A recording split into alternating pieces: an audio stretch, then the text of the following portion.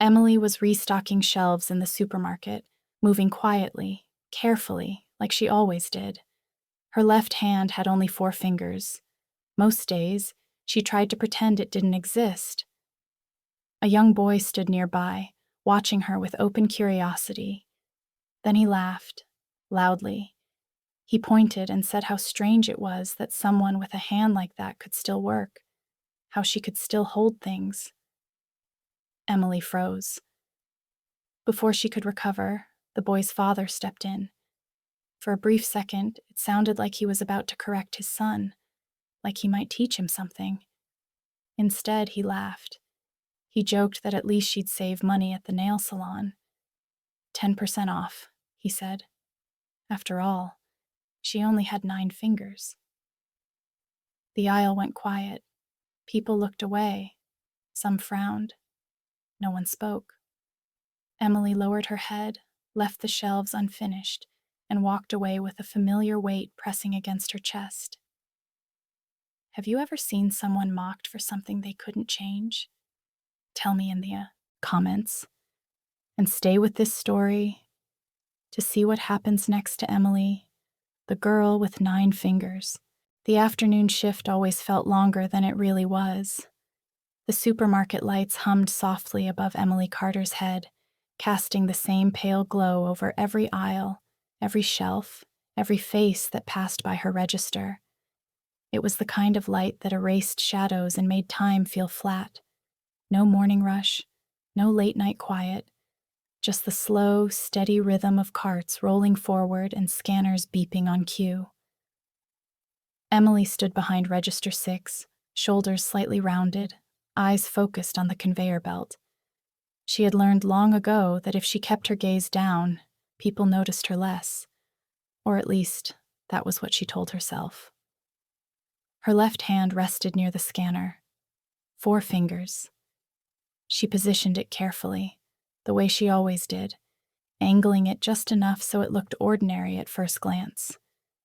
Years of practice had taught her how to move without drawing attention, how to grip items with efficiency, how to slide plastic bags across the counter without hesitation. Most days, it worked. Most days, people were too busy thinking about dinner plans or phone notifications to look closely at the hands of a grocery store cashier. But some days, the hand was all they saw. Emily scanned a carton of milk. Beep. A loaf of bread. Beep. A bag of apples. Beep. Her movements were smooth, automatic.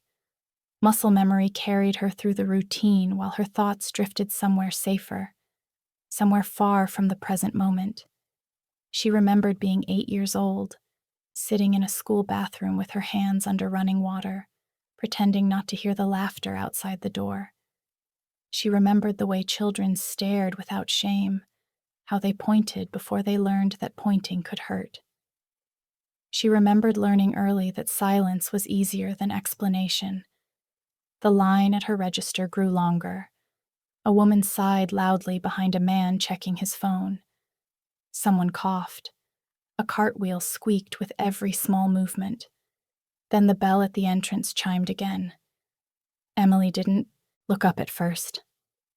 She reached for the next item on the belt, a box of cereal, and scanned it. Beep. That was when she heard the voice. It was high and careless, loud in the way only children could be. Dad? Emily's hand paused for half a second. Dad, look at her hand. The words landed before she could prepare for them.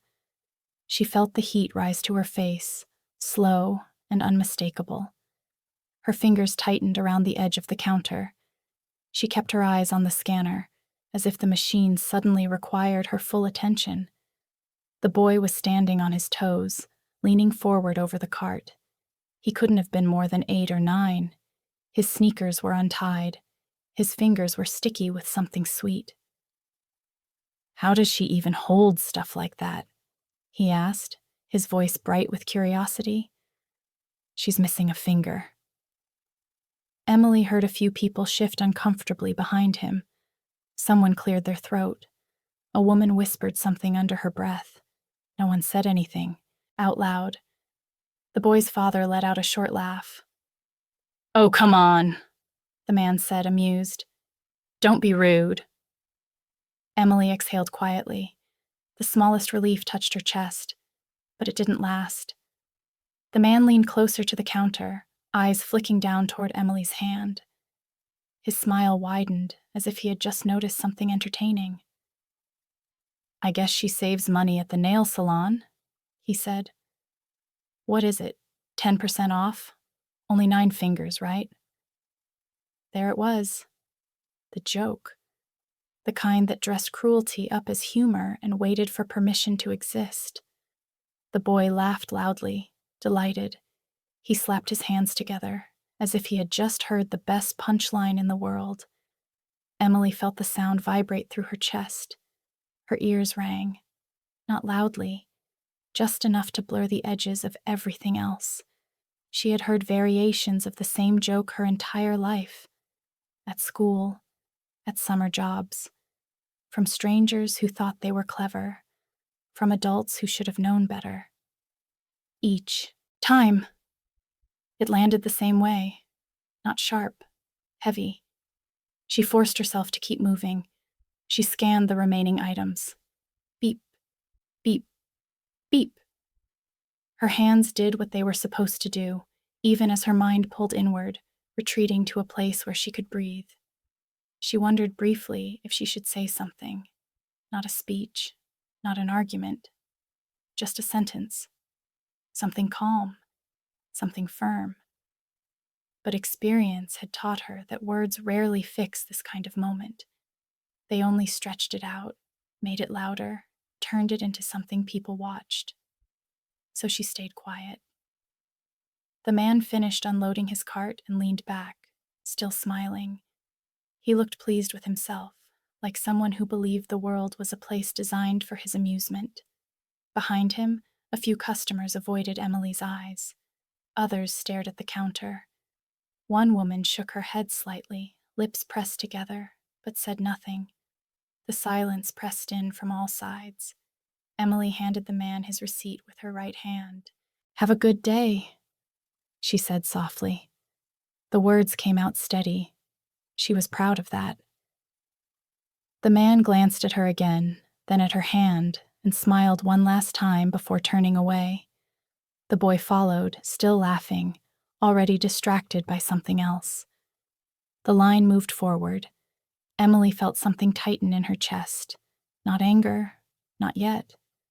Something quieter, something heavier. Shame had a familiar weight. When her break finally came, Emily stepped away from the register and walked toward the back of the store. Her reflection followed her in the glass freezer doors. Small, pale, easily overlooked. She pushed through the employees-only door and let it close behind her. The noise of the supermarket faded to a distant hum. In the narrow hallway, she leaned against the wall and looked down at her left hand. 4 fingers. Slightly crooked. Unapologetically real. She flexed them slowly. She thought of how many times she had tried to hide that hand. In pockets, under sleeves, behind, counters, beneath folded arms. She thought of how tired she was of pretending it didn't exist. Emily straightened, squared her shoulders, and headed back toward the front. Her shift wasn't over yet, and the world she knew was still watching. By the time Emily clocked out, the sky had already begun to darken. The supermarket felt different in the evening. Quieter.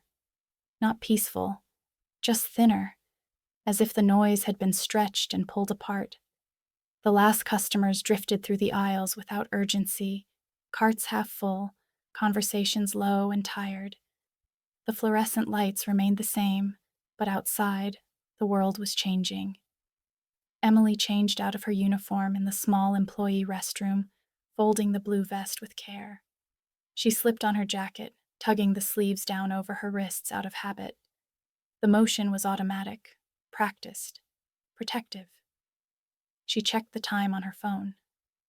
Later than she had planned. The memory of the afternoon lingered, unwelcome and persistent. She replayed it without meaning to. The boy's voice, the laughter, the father's smile. She told herself it was over, that it was just another moment to add to the collection of moments she had learned to survive. Still, something sat heavy in her chest. She stepped through the sliding doors and into the parking lot.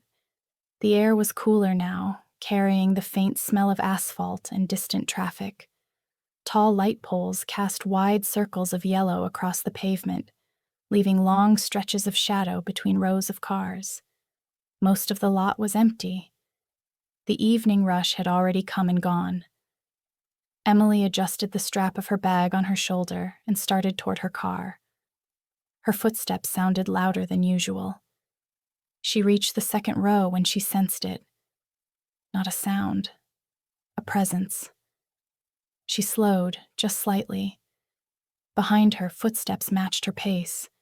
Emily told herself not to panic. Parking lots were shared spaces. People walked at night. People headed to their cars just like she did. But the rhythm was wrong. Too close. She sped up. The footsteps followed. Her heart began to pound, not violently but steadily, each beat a reminder that she was aware, that she was no longer alone in her thoughts. She didn't turn around. She didn't need to. She recognized the cadence, the careless confidence of it. A voice drifted toward her, familiar and unwelcome. "Well, look who's still here." She stopped. The man from earlier stepped into her peripheral vision, hands tucked casually into his jacket pockets. His smile was smaller now, tighter, like something sharpened. Emily kept her eyes forward. "I didn't mean to scare you," he said lightly. "Just wanted to say hi." She said nothing. The parking lot felt suddenly enormous, the distance between her and the store entrance impossibly far. A few cars drove past on the road beyond the lot, their headlights flashing briefly before disappearing. The man took a step closer. "Long day?" he asked. Emily felt her throat tighten. Her fingers curled around the strap of her bag.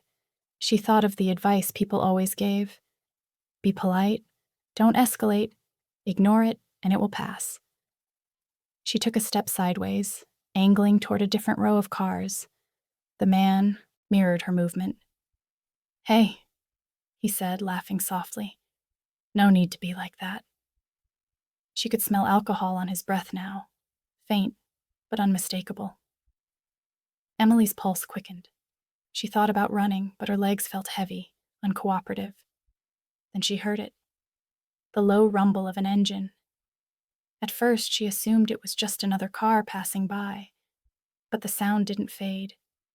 It grew closer, deeper, cutting through the stillness of the lot. A motorcycle rolled into view between the rows of parked cars. It moved slowly, deliberately. The rider wore a dark helmet and a heavy jacket, his face hidden behind the visor. He didn't look at Emily. He didn't look at the man. He simply positioned the bike directly in front of them and turned off the engine. The sudden silence was louder than any noise had been. The man froze. For a moment, no one spoke. The biker dismounted and stood beside the motorcycle, arms relaxed at his sides. He didn't reach for anything. He didn't make a show of strength. He just stood there, solid and unmoving, like an obstacle that hadn't existed a second before. Emily felt her breath catch. The man glanced at the biker, then back at Emily. His smile faltered. He shifted his weight, suddenly aware of his own vulnerability. "This is a free parking lot," he muttered, more to himself than anyone else. The biker didn't respond. He didn't need to. The silence stretched, thick and uncomfortable. The man's eyes darted around, searching for an exit that didn't involve confrontation. He took a step back, then another. "Whatever," he said, forcing a laugh. "People are too sensitive these days." He turned and walked away, his steps faster than before. disappearing into the shadows between the cars. Emily stood frozen, her body slow to understand that the danger had retreated. The biker remained where he was. He didn't approach her. He didn't speak. After a moment, he swung his leg back over the motorcycle, started the engine, and pulled away, leaving nothing behind but the fading sound of the motor. Emily didn't watch him go. She didn't watch anything. The moment the space in front of her cleared, she ran. She didn't think about where she was going or how she must have looked. She ran past her car, past the next row, toward the streetlights beyond the lot. Her breath burned in her chest. Her bag bounced against her side. She didn't stop until she reached her apartment building. Inside, she locked the door and leaned against it, heart racing, ears ringing. She slid down to the floor and pressed her forehead to her knees. Her left hand trembled in her lap, 4 fingers, still shaking. She waited for the familiar wave of shame to wash over her, the one that always came after moments like this. But something else took its place, a quiet realization. Someone had seen, not her hand, not her weakness, her fear. And for the first time in a long while, someone had stepped between her and it. Emily stayed there on the floor until her breathing slowed. Outside, the night went on as if nothing had happened. But for her, something had shifted. She didn't know what it meant yet, only that she would remember the sound of that engine for a long time. The nights after the parking lot incident did not bring relief. Emily told herself they should have. The man was gone. The threat had passed. Nothing had happened to her. Not really. But her body did not listen to logic. Every sound behind her felt louder. Every shadow seemed heavier, more intentional. She began taking longer routes home. Not safer ones, just different ones. The alley behind her apartment complex was one of them. It was narrow and poorly lit, squeezed between 2 aging buildings with cracked brick walls and rusted fire escapes. During the day, it smelled faintly of garbage and damp concrete. At night, it smelled like nothing at all, just cold air and old stone. Emily usually avoided it. That evening, she didn't. Her shift had ended late. The streets were quieter than usual, the sidewalks nearly empty. She told herself the alley would save time. 30 seconds, maybe less. She stepped into it without stopping. Her footsteps echoed softly, the sound bouncing off the walls in a way that made the space feel smaller than it was. One light flickered above her, struggling to stay alive. Shadows pooled near the corners, thick and unmoving. Emily kept her head down. Halfway through, she heard it. A stumble, a foot scraping against the ground. She froze. A figure emerged from the far end of the alley, swaying slightly as he walked. Even from a distance, she recognized him. The loose posture, the careless confidence, the way he filled space without asking permission. He looked worse than before, jacket unzipped, shirt wrinkled. His movements were uneven, like his body was a half-second behind his thoughts. Drunk, she realized. Or pretending to be. Her pulse quickened. She considered turning back, but the entrance behind her suddenly felt too far away. The man stopped a few steps from her, squinting as if trying to bring her into focus. "Well, if it isn't my favorite cashier," he said, his words slightly slurred. "Funny running into you like this." Emily's mouth went dry. She took a step backward. The man took one forward. The space between them shrank. She felt the familiar tightening in her chest, the instinct to disappear, to make herself smaller, quieter. She told herself to scream. She told herself to run. Before she could do either, a hand grabbed her arm and pulled her hard to the side. Emily gasped, the sound catching in her throat. Her back hit the wall. Her heart slammed against her ribs. For a split second, she thought the worst had happened. Then she heard the voice, low, urgent, controlled. "Sing," the man whispered, "loud, and give me your jacket." Her mind struggled to catch up. She turned her head and saw him, just barely. The biker from the parking lot, helmet still on, face hidden in shadow. His grip on her arm was firm but not painful, anchoring her rather than trapping her. "Now," he said. There was no time to question him, no space to weigh trust against fear. Emily pulled her jacket off with shaking hands and pressed it into his chest. She slid sideways, pressing herself into the deepest shadow she could find. Then she sang. It wasn't a song she had chosen. Not really. It was something half-remembered from childhood, a melody without confidence or beauty. Her voice cracked at first, then steadied as she forced the sound out of her lungs. Too loud for the alley, too exposed. The biker stepped forward, pulling her jacket on and positioning himself where she had been standing moments before. In the dim light, his silhouette grew, broader, taller, unfamiliar. The man in the alley squinted, confusion replacing the smugness on his face. He stopped walking. "Hey," he muttered. "What the hell?" He rubbed his eyes with the back of his hand, then looked again.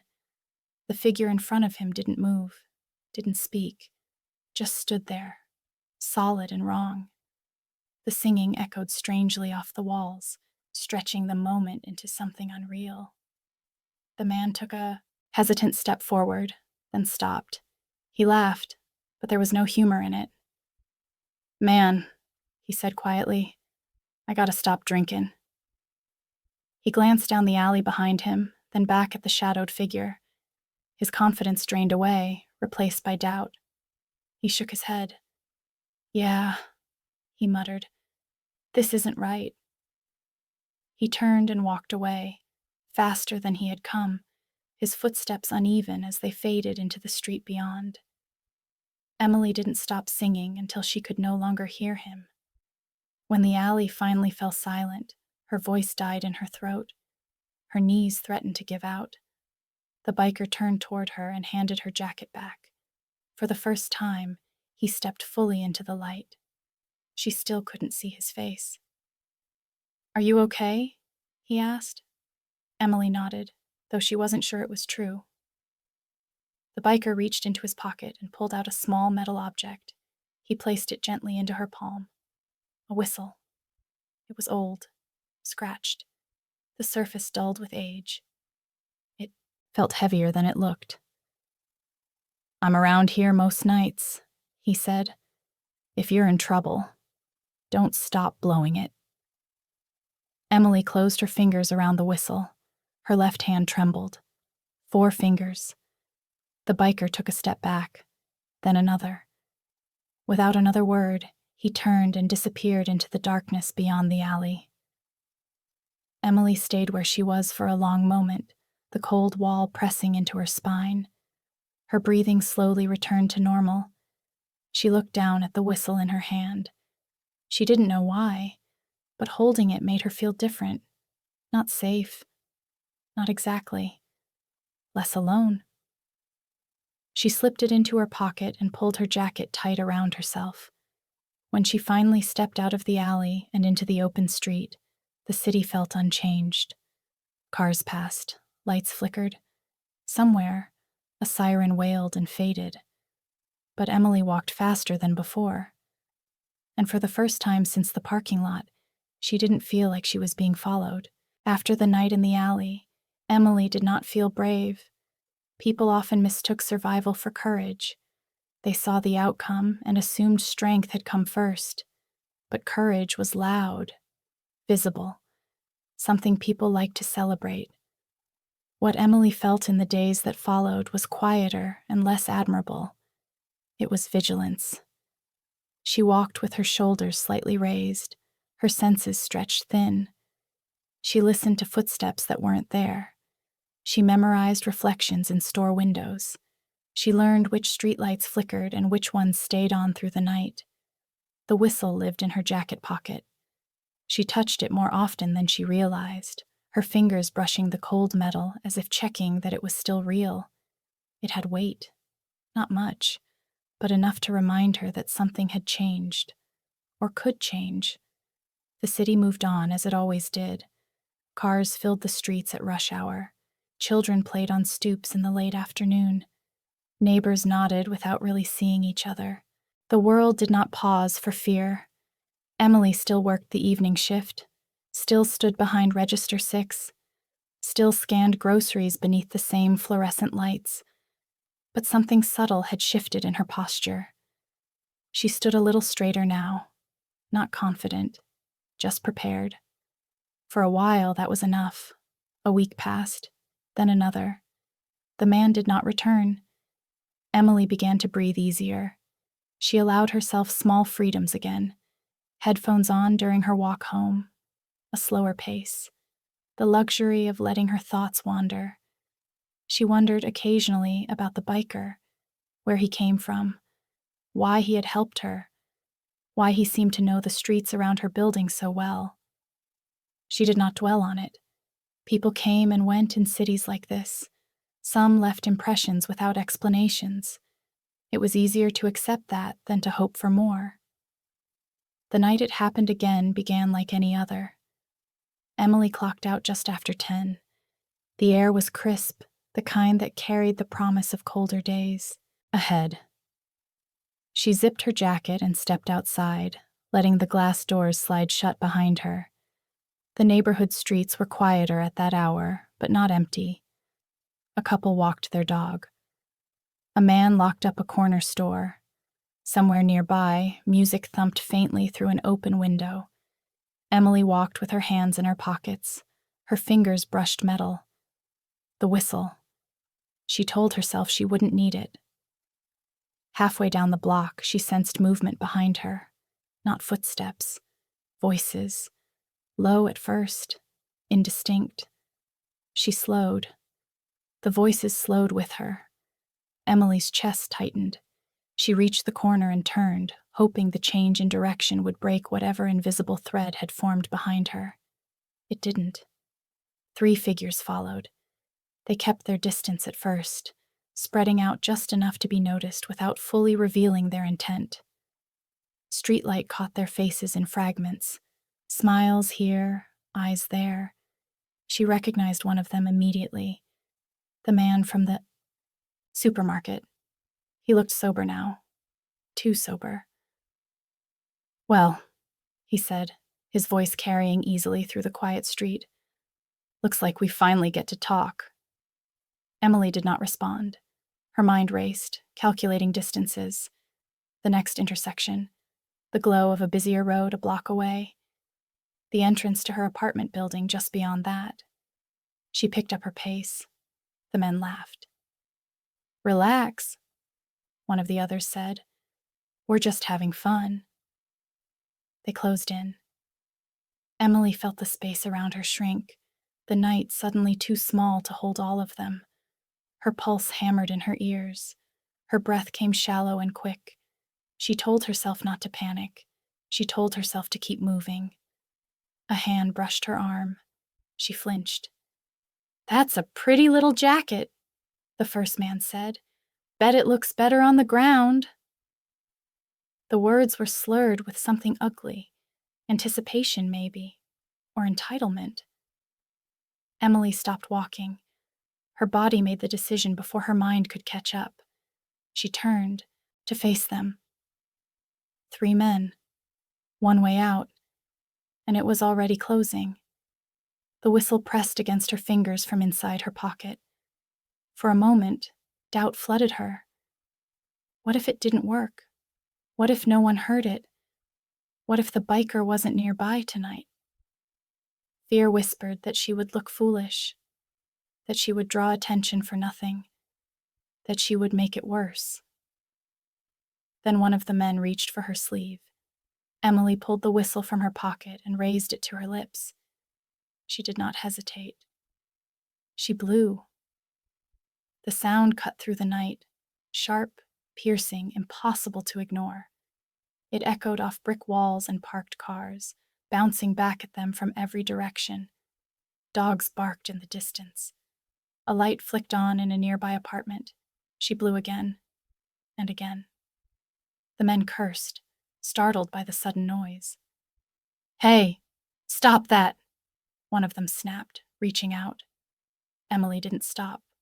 She blew until her lungs burned, until her vision blurred, until the world narrowed to sound, and breath and metal pressed against her mouth. Then she heard it. The engine. Not faint. Not distant. Close. The motorcycle tore into the street from the far end of the block, its headlights slicing through the darkness. It slowed only slightly before stopping several feet away, angled just enough to block the path behind them.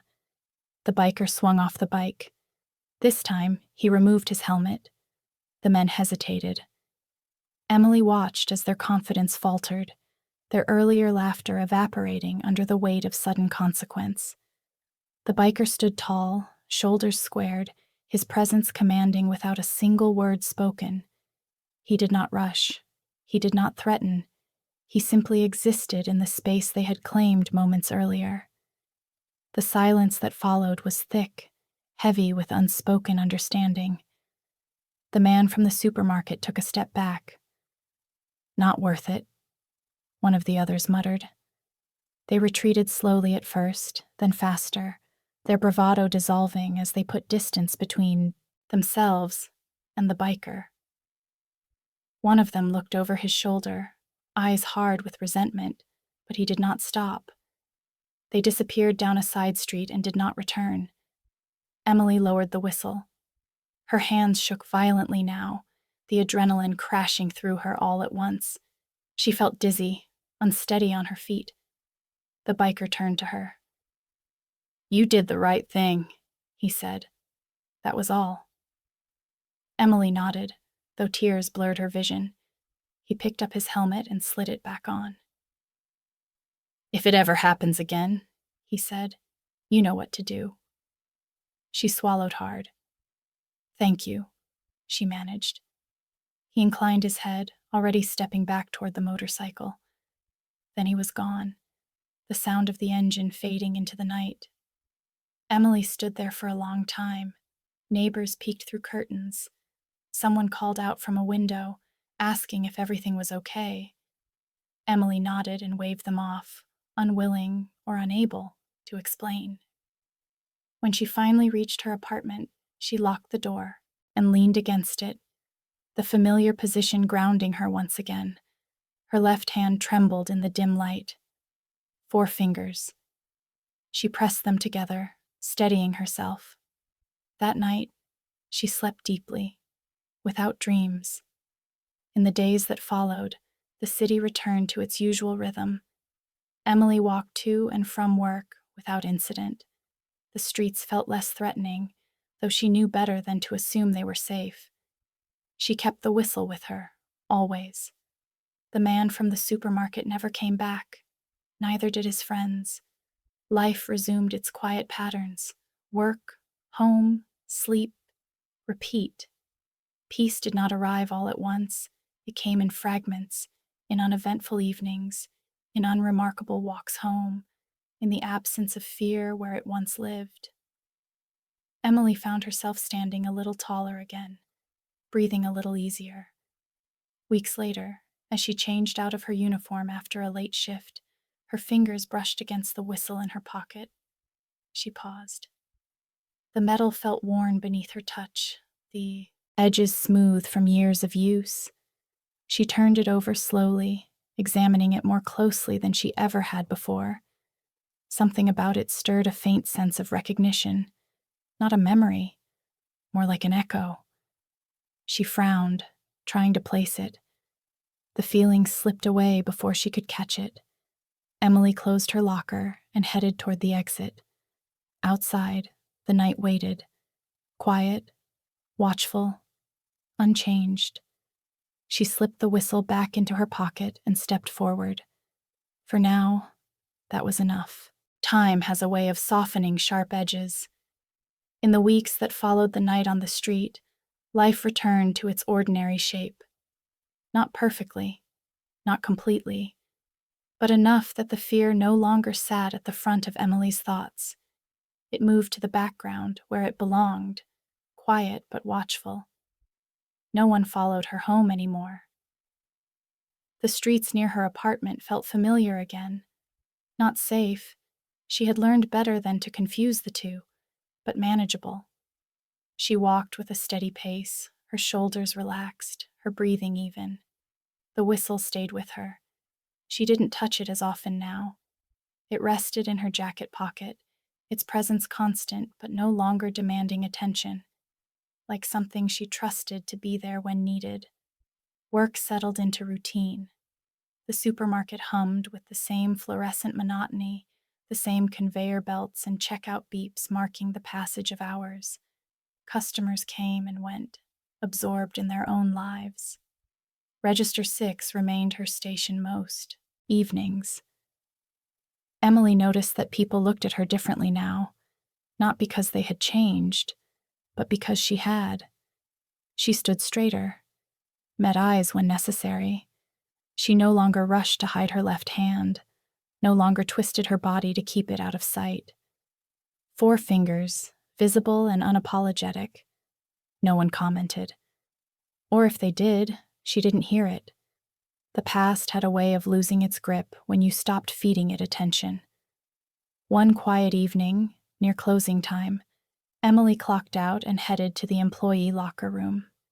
The space was small and windowless, lit by a single buzzing light. Metal lockers lined the walls, each one marked with dents and faded stickers from people who had long since moved on. She unlocked her locker and reached for her jacket. Something clinked softly in the pocket. She paused. Her fingers closed around the metal shape and pulled it free. The whistle. She hadn't looked at it closely in weeks. Not really. It had been a tool, a lifeline. Something functional. Now, in the quiet of the locker room, it felt different. She turned it over in her hand. The metal was worn smooth along the edges, polished by years of contact. A small dent marked one side, shallow but deliberate. The loop at the end was slightly bent, as if it had once been pulled hard. Emily frowned. A sensation stirred in her chest, faint but insistent. Recognition. Not complete, not clear, but present. She closed her eyes and let the feeling settle. A memory surfaced, slow and uncertain.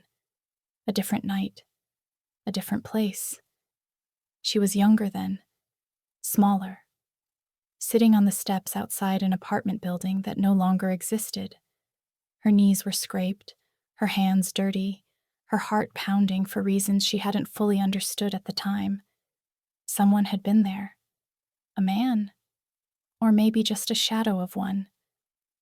She remembered the sound of a motorcycle passing by, then stopping. She remembered a whistle. Not blown, but handed to her. "Just in case," a voice had said. Emily's eyes opened. Her breath caught. The memory dissolved before it could sharpen into something solid, leaving behind only the echo of emotion. Safety. Brief and unexpected, like a hand placed between her and the dark. She looked down at the whistle again. Could it be the same one? The thought felt absurd. The city was too big. Time had moved too far. People didn't reappear like that, not in real life. And yet, her heart beat faster, not with fear, but with curiosity. Emily slipped the whistle back into her pocket and closed her locker. That night, as she stepped outside the supermarket, the air felt charged, not dangerous, anticipatory. The sky was clear, the streetlights steady. The parking lot was nearly empty. She stood for a moment, listening. Nothing. She began to walk. Halfway down the block, she stopped. Emily pulled the whistle from her pocket and held it in her left hand. 4 fingers wrapped around cool metal. She hesitated. This wasn't about danger. Not anymore. It was about answers. She raised the whistle to her lips and blew. The sound rang out into the night, sharp and clean, cutting through the quiet with purpose. It echoed off storefront windows and parked cars, then faded. Emily waited. Her pulse quickened, not from fear, but from hope. She scanned the street. Nothing moved, no engine, no footsteps. She exhaled slowly, a small smile touching her lips despite herself. Of course. She turned to continue walking, and then she heard it. The low, familiar rumble of a motorcycle engine approaching from somewhere just out of sight. Emily's breath caught. The sound grew closer, then slowed. She didn't turn around. Not yet. Behind her, the engine idled, waiting. Emily closed her eyes. For the first time in a long while, she felt calm. Whatever happened next, she knew one thing for certain. She was no longer invisible. And this time, she was the one who had called.